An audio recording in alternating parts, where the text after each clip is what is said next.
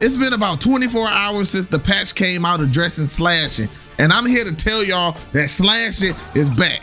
Now, hold up, hear me out. I know there's still some issues in NBA 2K25 that we have to deal with, some crazy animation stuff like that. But listen, overall, slashing is back. It is way better than what it was before the patch. Now in today's video, I'm gonna let y'all know what actually changed or how stuff got boosted and affected, and show y'all actual footage. Cause like I said, I've been playing about just 24 hours since the dang old game came out, and I got everything for y'all. Now there was two builds that I used that I kind of had sitting on the shelf for a little bit that I had to bring out to test this dunking. The first one was my two-way slash and shot creator build right here with a 93 driving dunk. Now that gets me gold posterizer. Now the second build I used was my 1v1 two-way inside out slasher build that has a 96 driving dunk and gets Hall of Fame posterizer. Now I don't have my Max Plus 1 upgraded yet, so once we get that, then we can test it on Legend 2. Now I did a video on the first build. I haven't did one on the second one, but I'm gonna leave it linked in the description, and we're gonna leave it linked at the end of the video too. Now the first thing I wanna talk about is contact dunks. Contact dunks is actually back. You actually trigger contact dunks, and you're less likely to get knocked out of these dunk animations than you did before the patch. Now, I'm not saying that you won't get knocked out of these animations, because people be acting like, oh, you're supposed to dunk on somebody every time.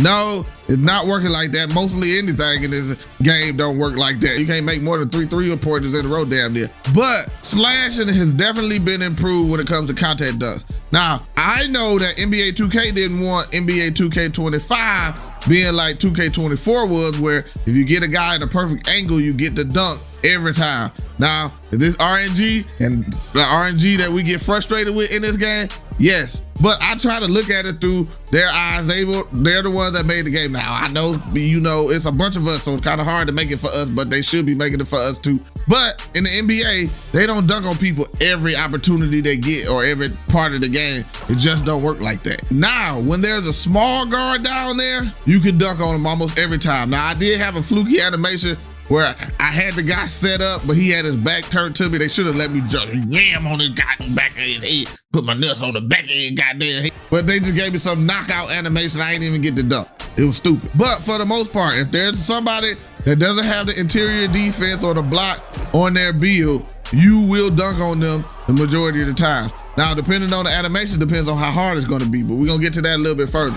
Now, with the big builds, now I usually play at power forward. So I do run into a lot of the power forwards with higher block, higher stuff, especially in the 1v1. Now, these guys have a lot better ability to knock you out of animations or make you miss these dunks. You still trigger more contact dunks when it comes to, you know, dunking on these guys, but it is very hard to time these because they have such high interior block, you know, et cetera, et cetera. You see, when you see the pie chart thing, you can see how it's green coming. Yeah, it's harder to dunk on those guys than it is somebody who's in the red in that pie chart. Now, that brings me to your meter. Meters are huge when it comes to dunking on somebody with this game, you know, since it's more difficult than previous versions of NBA 2K. Now, if you use meters to shoot your shots, this might not affect you as much because you need to get something to focus on your jump shots first before you focus on your dunking.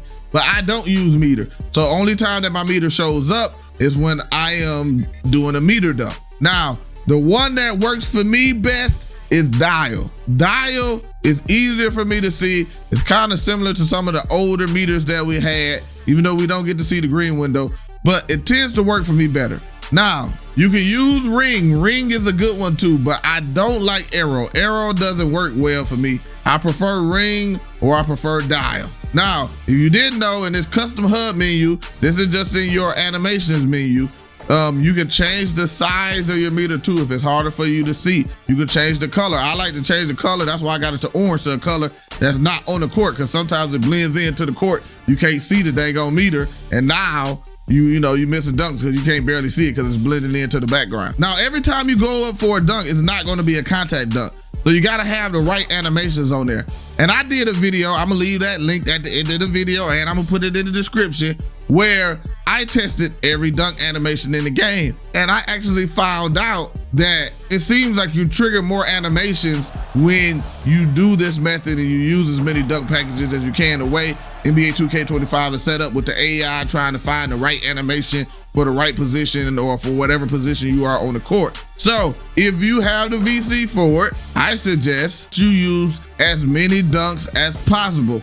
Now, some dunks I've went through and I've seen and triggered and I realized they weren't good dunks, like back scratchers. Back scratchers get blocked. I don't have back scratchers on at all. Switcheroos is a good dunk package that gets you takeoff, but sometimes it switches the ball in the area so you can get blocked. So I took off switcheroos. Park dunks, I take them off. I got those blocks too many times for me to want to keep them on. Now, if you have a lower dunk, then I can understand using some of these. But if you have a higher dunk, yeah, park dunks need to be off. And then on top of that, using a lot of these signatures, if not all of these signature sizes, there's times, especially in this game, we know how the animations go. You might get bumped or you might slow down, and only dunk package you got on is straight on tomahawks. It's not going to register a dunk out in that animation if it's not a position where that dunk would trigger. So you have to be heading full speed ahead to get the tomahawk. Now I got all kind of other dunk packages that can trigger that get me dunk packages, and they don't get blocked. And now with the patch, stuff don't even get blocked even more the way stuff do. But it's still enough, you know, where you can get stopped, especially if you're the big man. Now, the final two things I want to talk about from this patch is, just because they patched it or buffed it doesn't mean you could just spam dunks. I played with some people, these my guys though, I shout out to them.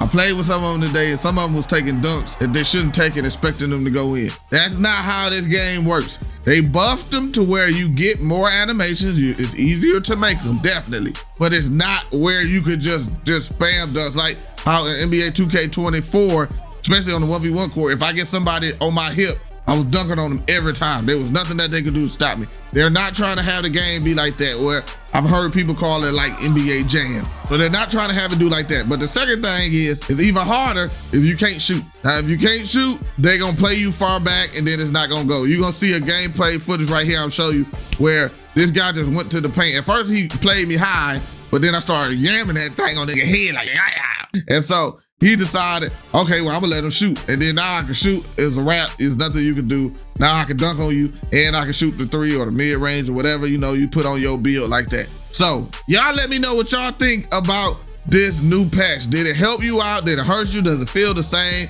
Do you wish they buff it even more? Y'all let me know what y'all think about it, man. And like I say, I put these post videos on there, the build that I showed you in the beginning, and using and testing all of the dunk packages in NBA 2K25. So if you want to check out one of those videos, man, they're gonna be on one side of the arm right here.